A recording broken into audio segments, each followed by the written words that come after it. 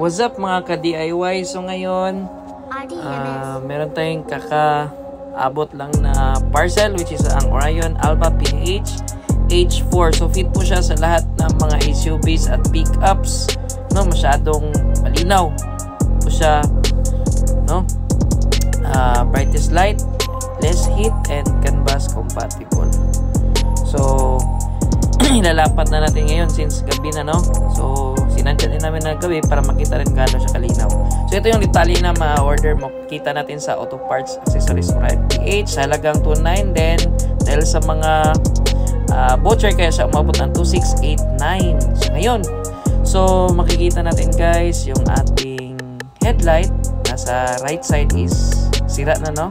Then yung sa left side naman is functional, no? And yet iba daw talaga yung Orion PH, no? Sobrang lakas daw tuwing gabi. So ngayon, salpak natin. So prior to that, tingnan natin kung saan makikita yung ating mga papalitan yun. So makikita natin sa right side, ito naman sa left side. So ngayon guys, unbox mo natin yung ating bagong headlight.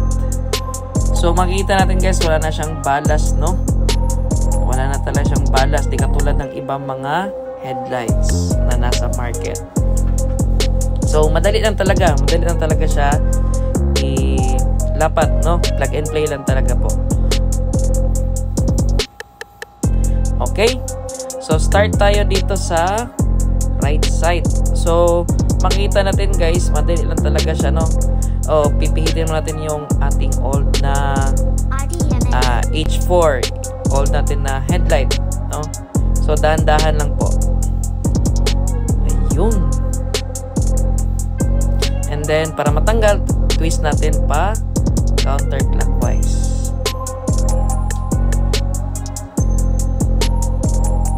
So sa paglagay ng ating bagong headlight, kinakailangan na ma-fit po yung bago niyang harness, no? Kinakailangan din na matanggal yung old na harness para ma-fit din yung bagong harness. Okay? So dahan-dahan lang po sa pagtanggal. Then sa paglagay naman ng bagong bulb, ito ay pa clockwise. Yun. Then pihit-pihit lang, pihit-pihit. Then make sure na yung damper, yung kanyang rubber na cover is dapat tight po yung pagka, no, naka-sealed talaga, kasi dito dadaan yung mga ulan, no, yung tubig, no. Yun, pipihitin po natin pa clockwise, dahan-dahan lang po na sasagad siya sa kanyang guide. Okay? So tapos na tayo sa right side, proceed naman tayo sa left side. Yun. So same procedure, pipihitin natin yung, tatanggalin natin yung old na H4 bulb. So ito yung brand ng H4 bulb, nakita ko na, no? So ito is Otomokoy LED. Yun. So umabot lang siya ng more or less 2 taon, no?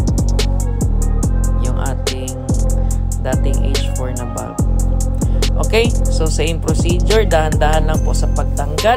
So ito yung kanyang old na guide, no? Dapat matanggal din natin yan kasi hindi siya, fit naman siya pero baka may mga kaunting mga changes, no? So dapat yung ilagay natin is yung kanyang original talaga na guide, yung kasamang guide niya po sa bulb. Okay, so dahan-dahan lang po sa pagpihit. Ayun. Sa halagang 2.689, meron ka ng H4 na bulb from Orion PH. Sa paglagay naman ng ating guide, no, dahan-dahan lang po, baka lalagpas po sa headlight, no. Mahirapan tayo sa pagkuha niyan. Okay? So meron po siyang arrow diyan, meron pong guide, no, kung paano ito ilalapat. Next, proceed tayo. Ibabalik muna natin yung kanyang sealed cover, yung parang damper, no? Parang rubber. So make sure na ito ay mahigpit, no? Baka again tatagas yung tubig dyan, no? Or dadaan yung tubig dyan, baka masira agad yung ating bag. Yun, then same procedure, ilalapat natin, no? Iikotin natin pa. Sa kabila is clockwise, dito naman sa left side is pa counter clockwise. Yun, dahan-dahan lang po. And then yan na nga. So here we go. So ito yung ating sample, no? Ito yung ating Orion PH, yung low niya, and then yung high naman. Tingnan nyo kung gaano kalinaw, guys. No, 18,000 lumens, no? So fit talaga siya sa mga masisikip at madidilim na daan.